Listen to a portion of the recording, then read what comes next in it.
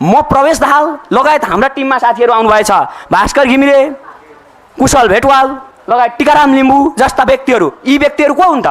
यी व्यक्तिहरूले जिन्दगीभरि राजनीतिक दलको सदस्य लिएका छन्। यिनीहरू सडकमा आएका मान्छे हुन्। यदि सडकमा कसैले गोली हानेको हुन्थ्यो भने गोली लागेर मर्ने स्थिति हुन्थ्यो। हामी घाइते भएका छैनौँ। म फेरि सम्झन चाहन्छु, त्यो शहीद र घाइतेदेखि लिएर नेपाली आमालाई सम्झन चाहन्छु। तपाईँहरूले देखेको सपना हामी जिउँदैछौँ। यदि हामी मरेर गएका थियौँ भने सपना पुरा नहुन सक्थ्यो, तर नेपाली जनता जिउँदैछन् र जेनजी पुस्ता जिउँदैछ। त्यसो भएको हुँदा सम्पूर्ण नेपाली जनताहरूलाई भन्न चाहन्छु, तपाईँहरू नडराउनुहोस्। परिवर्तन हामीले ल्याएको हो। तपाईँहरूलाई अझै पनि भन्न चाहन्छु, कसैले कसैलाई च्यालेन्ज नगरौँ, कसैले कसैलाई रुष्ट नबनाऊ।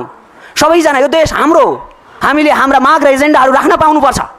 त्यसो भएको हुँदा हामी भाषण गर्न, साँच्चै भन्ने भने भाषण नेपालकै तरिकाले जाने भने हाम्रो टिमले भाषण गर्न सक्छ। जेनजी पुस्ता त्यति राजनीति नबुझेको छ। कार्ल मार्क्सका सिद्धान्त के छ सबै कुरा थाहा छ।